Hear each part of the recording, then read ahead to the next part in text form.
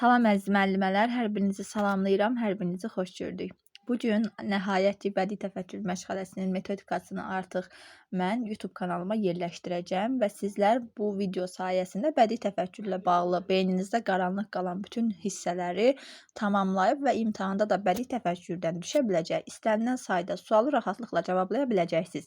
Amma ilk öncə nədən başlayaq? İlk öncə bədii təfəkkür məşğələsinin alt standartları. Ümumiyyətlə, bir məşğələni öyrənmək istəyərkən İlk öncə sizə məsləhətim onun alt standartlarına baxmağınız və yaş qruplarına görə bu alt standartların necə dəyişdiyini öyrənməyinizdir. Biz də hər zamanki kimi məşğələlərimizi keçərkən ilk öncə diqqət edirik həmin alt standartlara. Elə isə başlayaq. Birinci olaraq qeyd edək ki, bədii təfəkkür məşğələsi bizim 2.2, yəni idraki inkişaf sahəsinin ikinci əsas standartı olan nitqi dinləyib anlayır, rabitə, danışır və nitq etiketlərindən istifadə edir. Əsas standartlarında həmçinin onun tərkibində olan 2.2.1 və 2.2.2 alt standartları bədii təfəkkür məşğələsinə xidmət edir. Və bədii təfəkkür məşğələsi orta qrupdan etibarən təşkil olunur. Amma gördüyünüz kimi birinci və ikinci kiçik qrupda da bədii təfəkkür məşğələsinin alt standartları mövcuddur. Bu niyə görə belədir? Ona görə ki, biz heç bir şeyin bünövrəsini qoymadan, təməllərini qoymadan onu birdən-birə uşaqda formalaşdıra bilmərik. Adicə səriştələr idi. Deyirdik ki, səriştələri belə biz kiçik qrupdan etibarən az-az uşaqlarda müəyyən bir tərbiyə edə artıq məktəbə hazırlıq qrupunda o səriştələrə uşaqlar yiyələnirdi. İndi də bədii təfəkkür məşğələsi də bu cür. Yəni, birinci və ikinci kiçik qrupda biz bunu digər məşğələlər zamanı inteqrasiya edərək veririk və bu əsasda artıq yavaş-yavaş bədii təfəkkürün bünövrəsini, təməllərini qoymuş oluruq. Artıq orta qrupdan etibarən isə bədii təfəkkür məşğələsini təşkil edirik.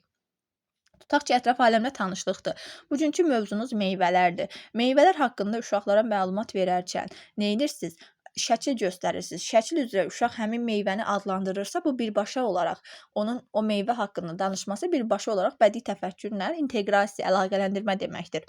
Və buna görə də biz deyirik ki, bu alt standartlar, yəni birinci və ikinci kiçik qrupda olan alt standartlarımız daha çox inteqrasiya xarakteri daşıyır. Amma orta qrupdan etibarən isə biz bunu sərbəst bir məşğələ formasında artıq uşaqlara təşkil edirik. Və bədii təfəkkürün başlığı nə idi? Dinləyək və danışaqdır. İndi isə gəlin alt standartlara nəzər yetirək. Birinci kiçik qrupda dinlədiyi fikrə əsasən hisslərini ifadə edən sadə sözlərdən istifadə edir. Gördüyümüz kimi, hələ birinci kiçik qrupda anlama bacarığı yoxdur. Yəni, hələ uşaq dinlədiyi fikrə əsasən hisslərini ifadə edən sadə sözlərdən istifadə edir. İkinci körpələr qrupunda da nəzər yetirsək, burada da anlamaq özünü göstərmir. Yenə uşaq dinlədiyi fikrə əsasən hərəkətlərini tənzimləyir və bir neçə sözlər ifadə edir. Orta qrupda isə artıq uşaq dinləyib anladığını verdiyi sual-cavablarla nümayiş etdirir. Yəni, orta qrupdan etibarən uşaqlarda həm dinləmə var, həm də anlamaq bacarığı var. Yəni, dinləyib anladığını verdiyi sual-cavablarla nümayiş etdirirsə, bu orta qrupdur. Artıq böyük qrupda isə dinləyib anladığı fikirlərə münasibət bildirir. Və gördüyümüz kimi, deməli, sual-cavab varsa, dinləyib anlamaq varsa, bu orta qrupdur. Münasibət varsa, böyük qrupdur. Amma dinləyib anladığı fikirlərə şərh edirsə, bu olacaq məktəbə hazırlıq qrupu. Qısası, dinləyib anlama orta qrupda, münasibət böyük qrupda, şərh isə məktəbə hazırlıq qrupunda. Şərh nədir? Bir növ bir insanın hər hansısa bir məsələni öz mövqeyindən dəyərləndirməsidir. Və bu da bir qədər qəliz bir məsələ olduğu üçün məktəbə hazırlıq qrupunda özünü göstərəcək. Gəldik, çatdıq ikinci alt standartlarımıza. Şəkillər üzrə tanış obyektləri adlandırırsa, adlandırmaq birinci körpələrdədir. Nağıl, kiçik həcmli nağıl və şeir söylərsə, ikinci körpələrdədir. Şəkillərin məzmununa əsasən hekayə və nağılları danışırsa, artıq hekayə və nağılları danışırsa, bu olacaq orta qrupdan. Yəni, məzmunumuza hekayə daxil olur orta qrupdan. Şəkillər üzrə sərbəst sujetli hekayə tərtib etmək. Tərtib etmək bilirik ki, bizim yaradıcılıq səriştəmizdir və bu da özünü göstərir böyük qrupda. Məktəbə hazırlıqda isə bədii nümunə, müşahidə, şəkillər əsasında fikrini sadə şəkildə şərh edir. Bu. İndi müəllimələr, gördüyümüz kimi bizim alt standartların məzmunu bizdən daha çox şeirə və nağıla və həmçinin hekayəyə yönəlməyimizi tələb edir.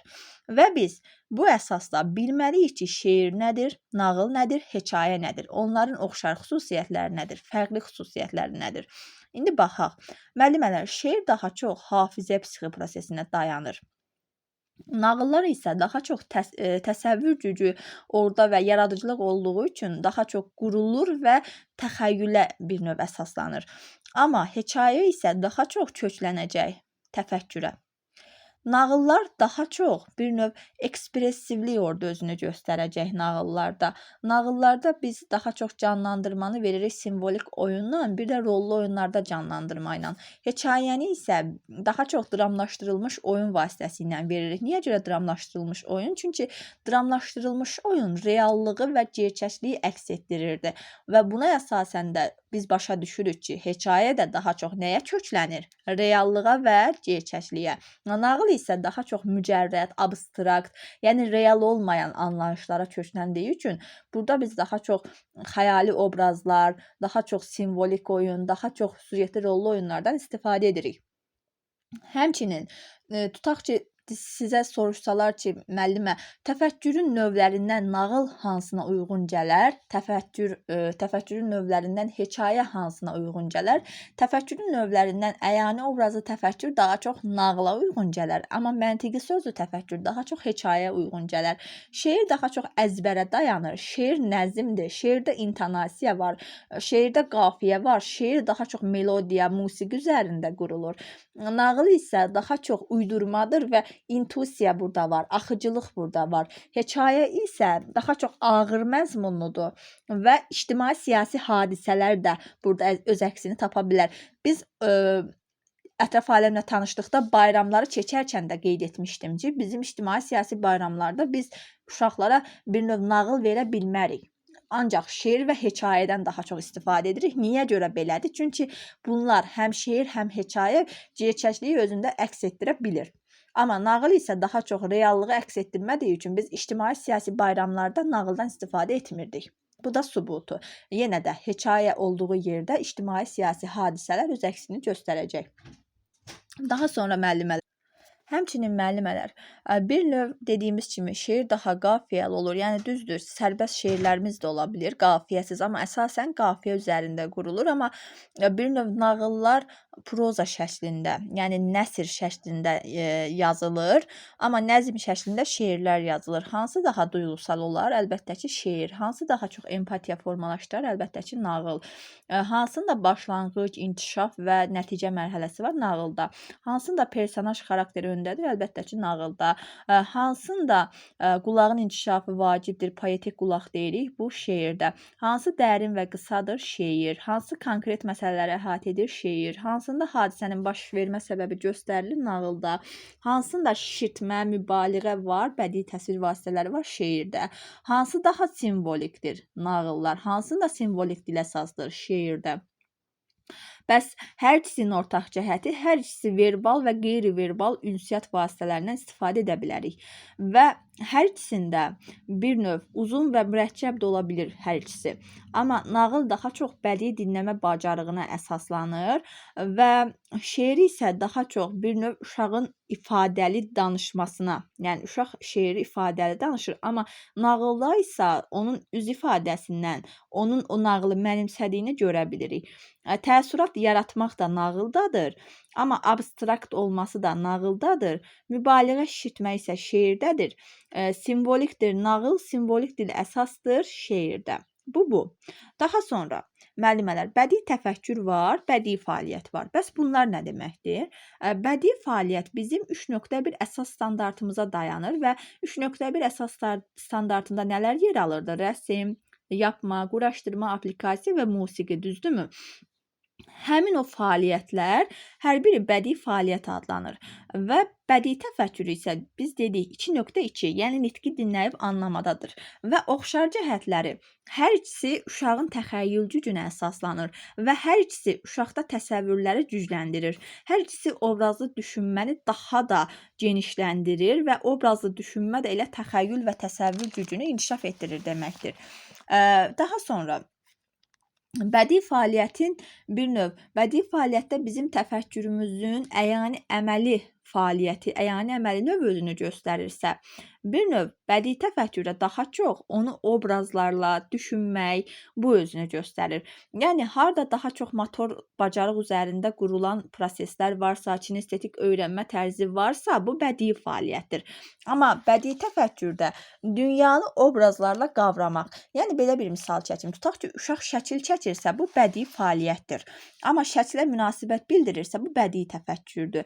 Bədii fəaliyyətdə əgər siz şəkil çəkən mövqeyidəsinizsə, amma bədii təfəkkürdə həmin şəklə münasibət bildirən mövqeyidəsiz və bir növ düşüncə mövqeyindəsiz. Bədii fəaliyyət əsasında bədii təfəkkür qurulur. Bədii təfəkkür bir qədər çətindir bədii fəaliyyətdən. Son nəticə olaraq deyə bilərəm ki, bədii fəaliyyət konkret icra olunan bir məşğələ olduğu halda, bədii təfəkkür bu fəaliyyətlərə əsaslanan düşüncə və qavrayış prosesidir. Daha sonra bizim üçün bədii təfəkkür məşğələsində əsas rol oynayır kitab güşəsi. Bəs kitab güşəsi yaş qruplarına görə necə təşkil olunmalıdır? Kitab güşəsini biz bilirik ki, kiçik qruplarda dərhal təşkil etmirik. Çünki uşaqların hələ kitabdan istifadə qaydası, istifadə bacarığı yoxdur. Onlar kitabdan bir oyuncaq kimi istifadə edirlər və buna görə də biz nə etməliyik? Adətən onlarda kitaba qarşı bir qayda olaraq maraq yaratmalıyıq. Həmçinin kitab güşəsində onlara tanış olan nəşrləri yerləşdirməliyik və bir növ uşağa artıq kitabla düzgün o rəftarı, davranış qaydasını cırma, qırışdırma kimi sözlərlə artıq yavaş-yavaş uşaqlarda kitaba rəftar qaydasını formalaşdırmalıyıq və birinci və ikinci kiçik qrupda, yəni kiçik qruplarda kitab güşəsində 3-4 kitabın olması kifayətdir və kitablar daha çox uşaqlar üçün əyani, yəni illüstrasiyalarla, şəkillərlə olması daha önəmlidir ki, uşaqlarda kitaba qarşı maraq oyansın və bu kitabların 3D formatında olması da çox önəmli olar. Çünki uşaq 3D formatında olanda həmin kitabdakı şəkillərə, tutaq ki, dovşan şəklidir, ona üzərindən getdikcə onu hiss edir. Və bu da bir növ uşaqda sensor inkişafın getməsinə də təkan verir. Orta qruplarda kitab güşəsi ilin əvvəlindən artıq təşkil olunur. Rəfdə 4-5 kitab olur və biz qalan kitabları isə şkafda saxlayırıq. Böyük məktəbə hazırlıq qruplarında isə artıq kitab güşəsinin məzmunu uşağın ədəbi inkişafında bir növ dəyişikliklərlə müəyyən olunur və kitab güşəsində 10-12 kitab yer tapa bilir. Artıq burada biz uşaqlarla, yəni böyük və məktəbə hazırlıq qruplarında artıq uşaqları kitablara qarşı maraq formalaşdığı üçün, onlarda kitaba olan sevgini artıq biz aşıladığımız üçün artıq kitablarla düzgün rəftar qaydasını uşaqlar mənimsəyib. Və biz bilirik ki, kitab güşəsinə valideynlər də kitab gətirib verə bilər, amma biz kitabları götürərkən nəyə diqqət etməliyik? Həmin kitabların uşağın anlaq səviyyəsinə, yaş səviyyəsinə uyğun olub-olmadığını, bir də həmin kitablardakı nağıldır, hekayədir, uşaqlarda fobiya, qorxu yaratmamasına diqqət edirik. Bu belə. Daha sonra müəllimələr, sizin üçün qeyd etmək istəyirəm, bayaq demədim, şeirlə nağılın fərqini dedim, amma hekayə ilə nağılın fərqi, hekayə daha çox reallığı, gerçəkliyi əks etdirir, amma nağıl isə abstrakt, mücərrəd düşüncəni əks etdirir və hekayə ilə nağılın hər ikisinin ortaq cəhəti isə budur ki, həm hekayə, həm nağıl, həm məzmununa əsasən həm məlumatlandırıcı ola bilər, həm də əyləndirici ola bilər. Yəni təkcə desə ki, testdə nağıllar sadəcə əyləndirici xarakter daşıyır, bu yanlış fikirdir. Həmçinin hekayələr də yalnız məlumatlandırıcı xarakter daşımır. Yəni hər ikisi məzmununa əsasən həm əyləndirə bilər, həm də məlumatlandıra bilər. Daha sonra müəllimələr, bir də bizim yaş qruplarına görə sırf olaraq uşaqlara şeir əzbərlətmə texnikalarımız olmalıdır, nağılların seçilməsi olmalıdır, onlara da diqqət edək. Belə deyim ki, müəllimələr, şeir ümumiyyətlə nə üçün vacibdir? Birinci olaraq ona görə vacibdir ki, uşağın hafizəsini formalaşdırır. Şeir yaddaşı zəif olan uşaqlara verilən ən önəmli tapşırıqlardır. Yəni, amma biz nə edirik? Məsəl üçün, görürük ki, uşaq şeiri danışa bilmir və yaxud da görürük ki, uşaq şeiri yaxşı danışır, deyirik ki, sənin yaddaşın yaxşıdır, sən şeiri əzbərlə. Halbuki yaddaşı güclü olan uşaq artıq onu zaten əzbərləyir. Amma yaddaşı zəif olan uşağa bizim şeir verməyimiz vacibdir ki, qoyun onun yaddaşı güclənsin. Və buna görə də şeir birinci ona görə vacibdir ki, uşaqlarda hafizəni formalaşdırır. İkinci bir məsələ, şeir ona görə vacibdir ki, şeir poetik eşitməni gücləndirir. Bu nə deməkdir? Yəni poeziya şeir deməkdir. Bu da uşaqlarda şeiri hiss etməkdir. Şeiri bir növ uşağın hisslərinə təsiridir. Və bunun üçün də şeir çox vacib amillərdən biridir.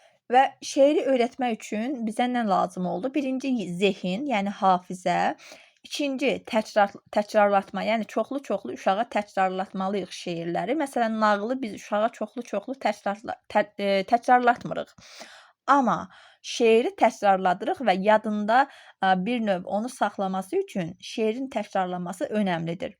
Və bir də uşaq əgər sözün mənasını bilmirsə, o şeiri öyrətməyə başlamamalıyıq. Həmişə birinci olaraq şeirin mənasını şəkillərlə ola bilər, səhnələşdirməklə ola bilər, məzmununu uşağa başa salırıq. Yəni ondan sonra artıq rahatlıqla uşaq onu əzbərləyir.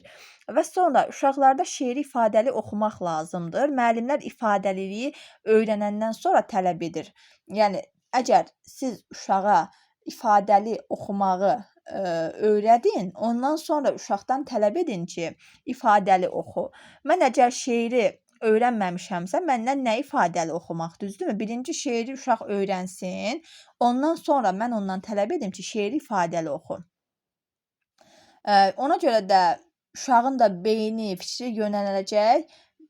Birinci olaraq biz uşaqda formalaşdırmalıyıq şeiri öyrənməyi. Ardıca isə onu ifadəli oxumağı və sonra bədən dilindən istifadə edə bilərəm. Mən şeirin ifadəli öyrənmişəmsə, onda bədən dilimdən də istifadə edə bilərəm. Artıq yəni şeiri ifadəli öyrənirsiniz, uşaqlara öyrədirsiniz, daha sonra onu bədən dilindən istifadə etməkdə uşaqlara formalaşdırırsınız. Şeir öyrədərkən bir növ bunlara diqqət etsəz, daha gözəl və daha effektiv nəticə alacaqsınız. Yəni digər bir məsələmiz şeirin tərbiyəvi tərəfidir. Mütləq ki, bir şeiri danışanda o boş-boşuna yazılmayıb. O şeirdə məna, nəsə var ki, şair onu yazıb. Və biz də buna görə bir növ şeirin tərbiyəvi qismini də danışmalısınız. Yəni bir növ əgər danışmasaz, siz hansı prinsipi pozarsınız? Pedaqoji prosesin tamlığını. Digər bir məsələ şeir səsdir və ona görə də aidiallığı qoruyur. Şeirdə mütləq səs əsasdır. Necə ki, bizim sensor inkişafda duyğu orqanlarımız var idi, görmədi, eşitmədi. Burada da əsas olaraq bizim eşitməyimizdir. Bu da şeiri əzbərlətmə texnikanız. Yəni birinci olaraq şeirin əhəmiyyəti o oldu ki, uşaqlarda zehni, yəni hafizəni inkişaf etdi. İkinci biz uşaqlarda şeiri çoxlu-çoxlu təkrarlatma etməliyik ki, o uşağın yaddaşına hopsun. Daha sonra şeiri ifadəli oxumaq lazımdır və dördüncü olaraq şeirdə bədən dilindən istifadə edə bilməyimiz vacibdir ki, bunlar bir-birini tamamlamalıdır. Bu belə. Daha sonra mən sizə qeyd etmək istəyirəm, yaş qruplarına görə bizim şeiri öyrətmə texnikamız, əzbərlətmə texnikamız. 1-2 yaş üçün şeiri əzbərlətmə texnikamız bir növ əsasən melodiyalar üzərində qurulur və burada qafiyələr üzərində şeirlərimiz olmalıdır ki, uşaq hələ balacadır və o dərk etmir ki, bir növ şeir nədir, nağıl nədir, qafiyə nədir, hələ onu başa düşmür. Sadəcə biz onu şeir deyə-deyə onun qulağını alışdırırıq. Ona görə də maksimal diqqət edirik nəyə? Şeirimiz musiqili olsun, melodiya, ritm üzərində qurulsun və təbii ki, burada da biz birinci qrupda 1 və ya 2 misradan ibarət uşaqlara şeir öyrədə bilərik. Yəni çox uzun şeirlər uşaqları yora bilər.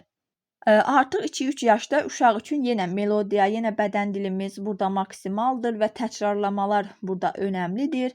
Artıq orta qrupda daha da dərinləşdiririk. Bu gün hansı mövzunu keçirsinizsə, artıq ona aid, tutaq ki, canlı-cansız varlıq ola bilər, maşın olsun, əşyalar olsun.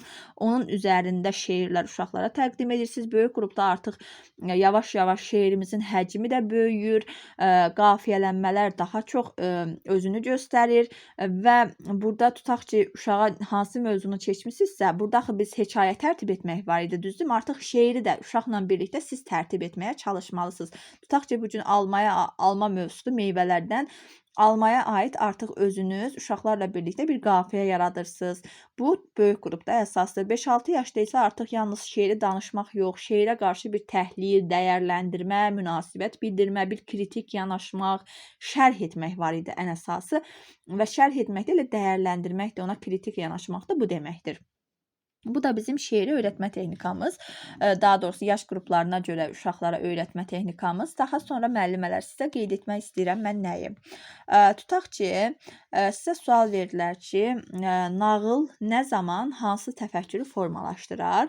Nağıl hər zaman əyani əməli təfəkkür nağıla çox uyğun gəlmir. Yəni nağılda ya əyani obrazlı təfəkkür, ya da məntiqi sözlü təfəkkür özünü göstərir və əgər mən nağılı danışıramsa, və yaxud da uşaqdan həmin nağılı danışmasını, ona münasibət bildirməsini istəyirəmsə, bu məntiqi sözlüdür. Amma uşağın bir növ nağılı danışıram və deyirəm ki, uşaqlar nə başa düşdünüz, o nağılın şəklini çəkin, bu artıq olur əyani obrazlı təfəkkür. Və burada da gördüyünüz kimi bir növ nağıllarda biz əyani əməli fəaliyyət öz əksini o qədər də göstərmir. Ona görə də daha çox əyani obrazlı və məntiqi sözlü təfəkkürə biz burada görmüş oluruq. Sonra müəllimələr, məsəl üçün bayaq qeyd etdik, uşaqlarda biz dedik ki, kitablara qarşı birinci kiçik qrupda, kiçik qruplarda uşaqlarda kitablara qarşı bir növ hələ maraq tam olmadığı üçün neynəməliyik biz? Uşaqlarda kitablara, illüstrasiyalara olan sevgi və maraq, mətn üzərində diqqəti cəmləmək, sona qədər eşitmək, məzmununu anlamaq, ona emosional cavab vermək qabiliyyətini aşılamalıyıq. Yəni ən kiçik qrupdan biz başlayaraq uşaqlara janrları fərqləndirməyi yavaş-yavaş öyrətməliyik. Məsəl üçün müəllim bu gün nə danışırsa, şeirdir, nağıldır, hekayədir, onu artıq şeir oxuyacağam, nağıl oxuyacağam deyə adlandırır və artıq uşaq yavaş-yavaş şeirlə nağılı fərqləndirməyə başlamalı. Bilməlidir ki, müəllimə şeir oxuyacağam deyəndə onun məzmunu necə olacaq, nağıl oxuyacağam deyəndə onun məzmunu necə olacaq. Bunları bilməyiniz nə üçün vacibdir? Yaş qruplarına görə ola bilər ki, testlərdə qarşınıza çıxsın. Bunları bilməklə siz yenə yaş qruplarına görə də bədii təfəkkürü ayırt edə biləcəksiniz. Bu belə. Daha sonra artıq bizim orta qrupdan etibarən uşaqlar bir növ uşaqlar ədəbi əsəri qavrayır, həmçinin orada təsvir olunan hadisələrə emosional cavab verir və bir növ artıq burada bədii təfəkkür üzrə işlərimiz məzmunlaşır və ağırlaşır. Uşaqların diqqəti həm əsərin məzmununa, həm də asanlıqla fərqlənən şeirdir, nəsrdir, onların formasına, həm də ədəbi dilin bədii xüsusiyyətlərinə müqayisələr, epitetlər bunlara yönəldilir. Burada da kiçik qrupda olduğu kimi müəllim əsərin janrını adlandırır. Əsərin kiçik bir təhlilini aparır. Yəni oxunanlar haqqında söhbət burada mümkündür. Həmçinin orta qrupda biz bayaq da qeyd etdik, ədəbi mərkəzlər ilin əvvəlində təşkil olunur. Həmçinin burada ədəbi mərkəzlərdə biz məsəl üçün kitabların təmiri üçün materiallar da kağızdır, yapışqandır, qaçıdır və s. müxtəlif növ bunları da artıq biz orta qrupda saxlayırıq. Artıq böyük və məktəbə qədər yaş qrupunda burada artıq bir növ kitablara davamlı maraq var. Oxuduqlarını dinləmək istəyi var. Yığılmış həyat və ədəbi təcrübə uşağın əsərin ideyasını, personajların hərəkətlərini, davranış və motivlərini anlamaq imkanı verir və uşaqlar müəllifin sözü ilə şüurlu şəkildə əlaqə qurmağa başlayırlar. Həmçinin burada artıq təşəbbüskarlıq var, müstəqillik var, şeir mənalı, aydın və ifadəli oxumaq qabiliyyəti özünü göstərir. Yadda saxlamaq üçün artıq məzmunu və bədii vasitələri olduqca mürəkkəb olan ayələr tövsiyə olunur. Məsəl üçün Puşkinin Qarağat sarayın qarşısında Qarağat sarayın qarşısında bunu öyrədə bilərik. Daha sonra məktəbə hazırlıq qrupunda artıq əzbərləmək üçün nağıllar veririk, əjdaha və qarışqa, bu kimi artıq mürəkkəbləşdiririk. Daha sonra məzmun daha çox yönlü olur böyük və məktəbə hazırlıq qrupunda. Sərgilənən kitabların sayı artıq 8-ə çatır, 10-a çatır. Uşaq kitabxanadan tək başına istifadə edə bilər. Burada rus xalqlarının nağılları, dünya xalqlarının nağılları, uşaq jurnalları, rus klassiklərinin əsərləri, təbiətlə bağlı əsərlər, təhsil ədəbiyyatı, xəritələr, atlaslar, ensiklopediyalar daxildir. Oxumaq və hekayələr artıq uşaqlar uşaqlar oxumaqla bərabər, hekayələrlə bərabər kitablar haqqında söhbətlər, sərgilər təşkil etmək, yazıçılar, sənətçilər haqqında söhbətlər, ədəbi mətnlər kimi iş formalarından da istifadə olunur. Və beləliklə biz uşaqları bədii ədəbiyyata qarşı daha da bir növ həvəsləndirmiş oluruq. Və həmçinin burada biz bütün iş növləri, kitabla olan marağı, sevgini bir növ bunlar hamısı artırır və gələcək oxucuları artıq biz bir növ formalaşdırmış oluruq. Yəni bədii təfəkkürlə bağlı bu hissələri bilməyiniz sizin üçün çox önəmlidir. Çünki bədii təfəkkürün məzmunu şeir, nağıl və hekayə üzərində qurulub və kitab güşəsində həmçinin dedim, onlara da diqqət edirsiniz. Əlavə olaraq da müəllimələr, məsəl üçün bizim bədii təfəkkürün təşkili metodikasında prinsiplərimiz var. Bir var psixoloji prinsip, bir də var pedaqoji prinsip. Psixoloji prinsip daha çox bir növ sadədən mürəkkəbə doğru getməyimizdir. Amma pedaqoji prinsiplər isə burada uşağın o əsərdən, o məzmundan nəyi öyrənəcəyi, nəyi anlayacağıdır. Daha sonra biz bədii təfəkkür məşğələsini rüblər üzrə, məsəl üçün birinci rübdə daha çox uşaqlarda həmin o ədəbiyyata, kitaba qarşı olan marağı, sevgini aşırırıqsa, artıq ikinci rübdən etibarən uşaqda həmin o əsərlər üzərində iş gedir. Uşağın dəyərləndirməsi, sevməsi, ona qarşı olan münasibəti filan bunlar hamısı artıq ikinci rübdə özünü göstərir. Bədii təfəkkür məşğələsi budur müəllimələr. Bunları bilsəz sizin üçün kifayətdir və əlavə olaraq da deyim ki, iyun qruplarımıza qeydiyyat davam edir. İyun ayının 1-dən etibarən dərslərimiz təşkil olunacaq və dərslərimiz tam dərinliyi ilə sadə anlaşılan şəkildə keçirilir ki, dərslərimiz həftədə 3 dəfə və 2 saat müddətində, hətta ola bilər ki, daha çox olsun. Yəni o artıq bizim dərsimizin məzmunundan asılıdır.